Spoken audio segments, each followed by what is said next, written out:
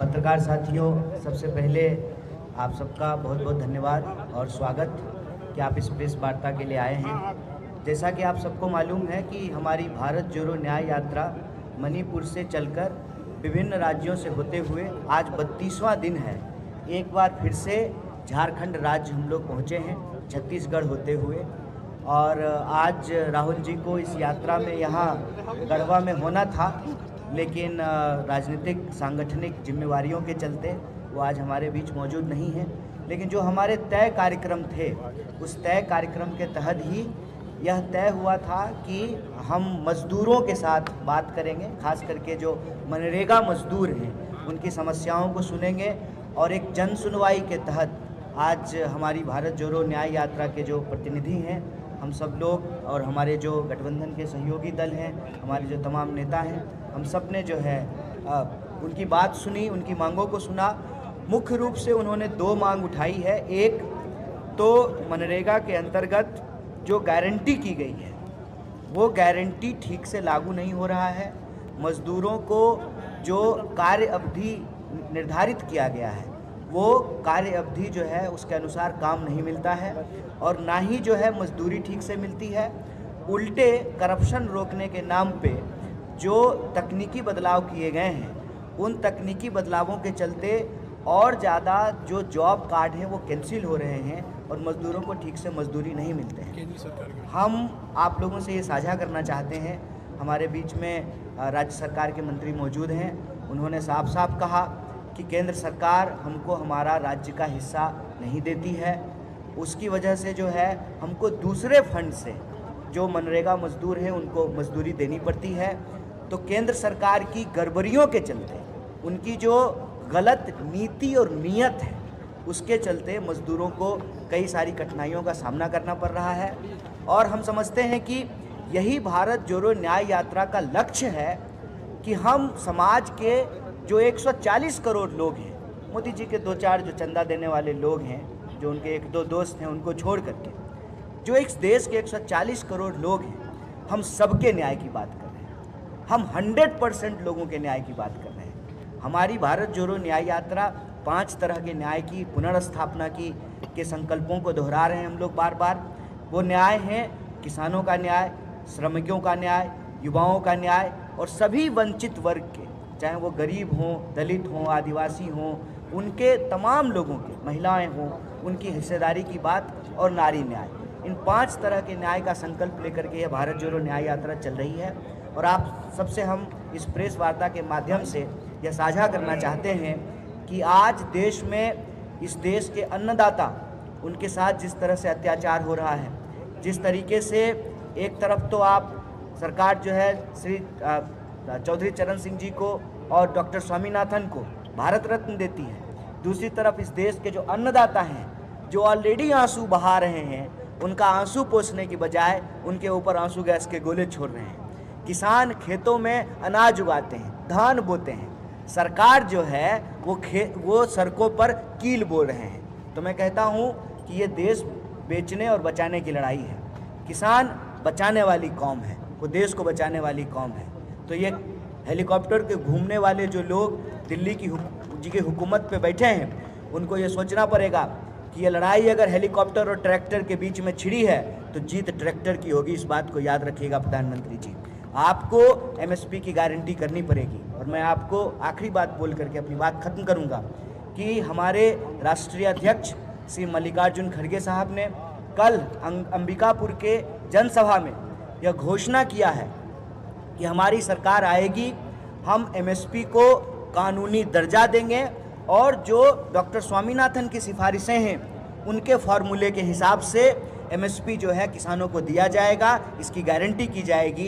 इसकी घोषणा जो है हमारे राष्ट्रीय अध्यक्ष ने की है, हमारे नेता श्री राहुल गांधी ने किया है।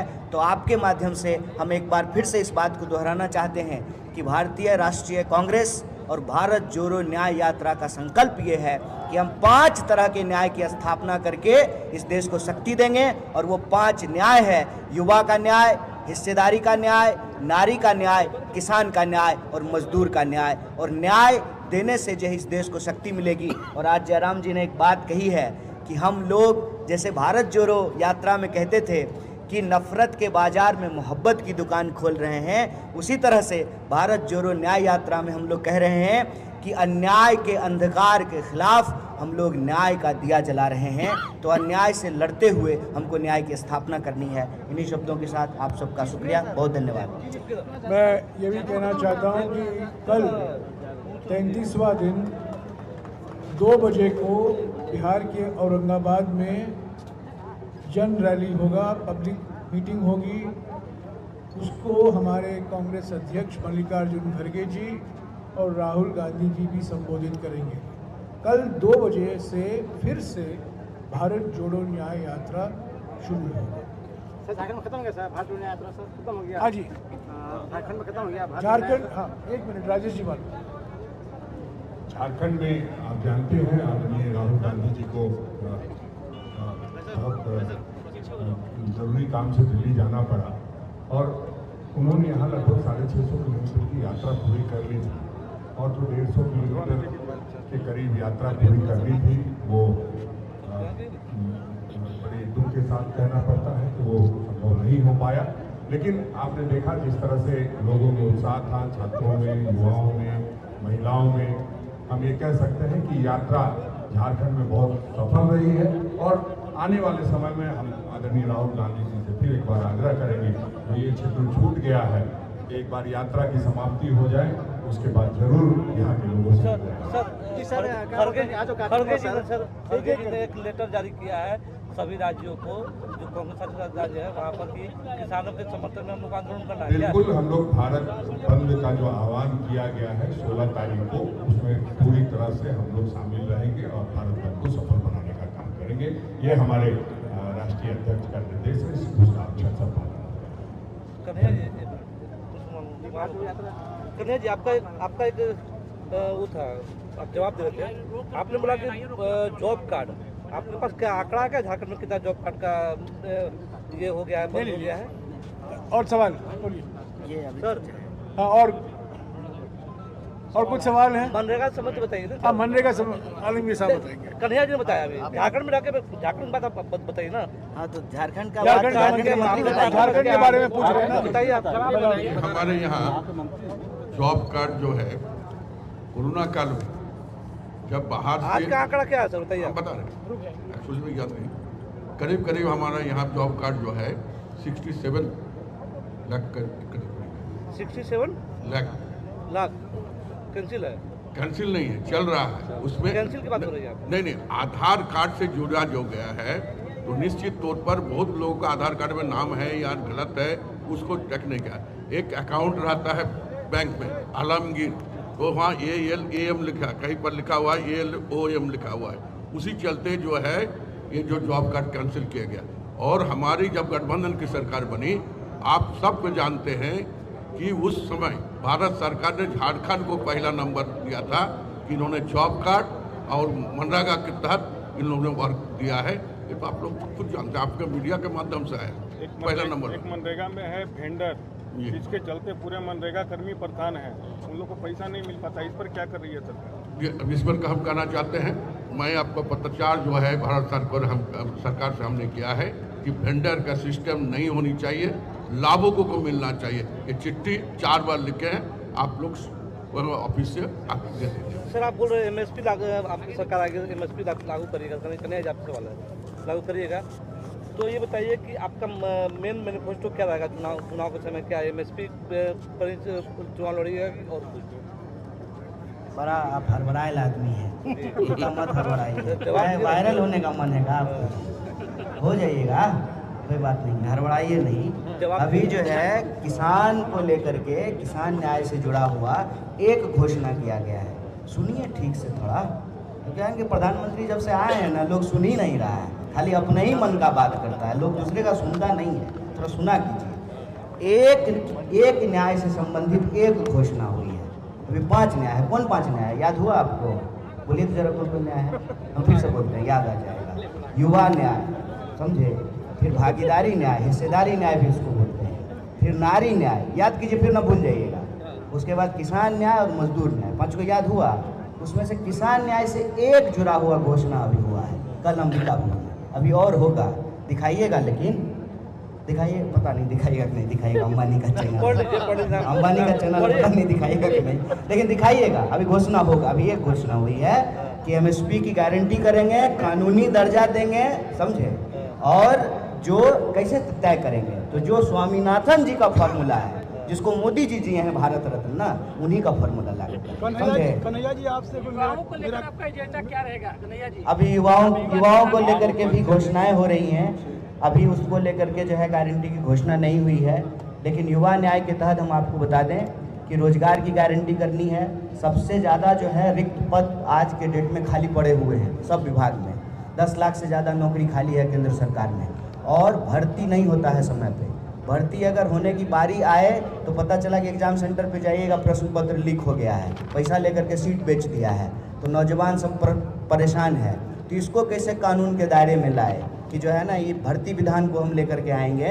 अभी वो सब चीज़ तैयार हो रहा है। अभी किसान न्याय से संबंधित एक घोषणा हुई है, इसी तरह से बारी बारी से सभी न्याय से जुड़ी हुई घोषणाएं होंगी। कन्हैया जी आप न्याय यात्रा, भारत जोड़ो न्याय यात्रा लेकर चल रहे हैं और आपकी पार्टी जो है बिखर रही है, क्या कहेंगे? ना ना, हमारी पार्टी नहीं बिखर रही है। हमारी पार्टी बिखरने का मतलब होता है पार्टी के कार्यकर्ता और मतदाता का बिखरना। नेता सब थोड़ा कहीं दया बाया समझ रहे हैं ना, तो वॉशिंग मशीन उधरे है ना जेपी नड्डा जी के घर में, उधर जाके धुल जाते हैं। तो सब लोग धुलने के लिए जा रहा है, तो आपको क्या लगता है, कन्हैया जी आपको क्या लगता है, चलिए धुल नहीं जा रहा है? और ये सवाल पूछिए उनसे कन्हैया जी कि जो पार्टी पे आप आरोप लगाते थे परिवारवादी होने का, भ्रष्टाचारी होने का, वो नेता सब आपके पास आकर के सुन्नर चिकन कैसे हो जा रहा है? पूछना चाहिए ना।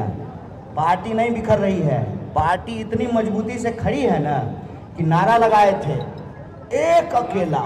अब बोल तो अकेला काहे हैं? जसोदा जी हैं ही गुजरात में, तो काहे आप अकेले घूम रहे हैं? गांधी जी देश को आज़ादी दिलाने के लिए कस्तूरबा जी को साथ में लेके घूमते थे। इनको देश चलाने के लिए पत्नी छोड़ने का क्या जरूरत था? तो अकेला क्यों है ये? लेकिन नारा दिया भाजपा का लोग, एक अकेला सब पर भारी है। तो काहे नीतीश जी का जरूरत पड़ गया भाई? काहे जो है इनको जयंत चौधरी का जरूरत पड़ गया है? और देखिएगा चुनाव आते आते और कितना चीज़ का जरूरत पड़ता है इनको। इससे पहले आप एनडीए का नाम सुने थे? भुला गया था लोग, नारा लगता था राष्ट्र के ये 3 धरोहर, अटल, आडवाणी, मुरली मनोहर, कहाँ गए कुछ पता नहीं। अभी आडवाणी जी भी याद आए हैं, उनको भी भारत रत्न मिला है, भाजपा को बहुत बधाई हो। तो एक अकेला का नारा देते थे, खाली मोदी मोदी नारा था ना। हम लोग लगाते थे बिहार में, लोग हर हर महादेव, तो आया हर हर मोदी।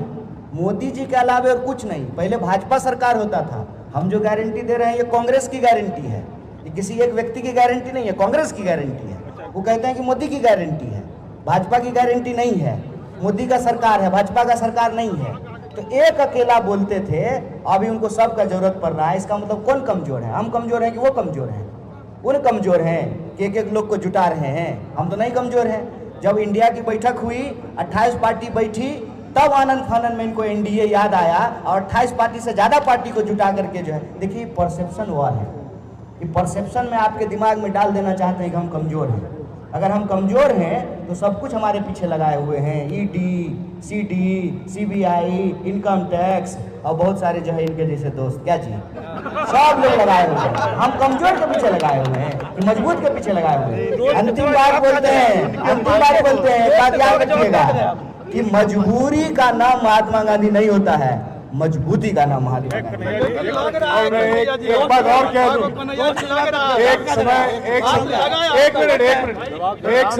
एक समय प्रधानमंत्री ने नारा दिया था कांग्रेस मुक्त भारत। पिछले 2 दिन में आप क्या देख रहे हैं? कांग्रेस युक्त भारतीय जनता पार्टी। उन्होंने क्या कहा? परिवारवाद के खिलाफ है। कल किसको राज्यसभा टिकट मिला? अशोक चौहान। आज अभी 1 घंटे पहले किसको टिकट मिला राज्यसभा? मिलिंद देवरा। कहाँ गया परिवारवाद? अभी वो समाजवाद बन गए। सर, एक कन्हैया जी से क्वेश्चन। ठीक है, आप बोलो एक दूसरा सवाल। एक बहुत अच्छा क्वेश्चन, भूल गया, अच्छा क्वेश्चन। मीर साहब ने मुझे याद दिलाया। तीसरा नाम है आरपीएन सिंह। परिवारवाद, आरपीएन सिंह, मिलिंद देवरा परिवारवाद, अशोक चौहान परिवारवाद। सर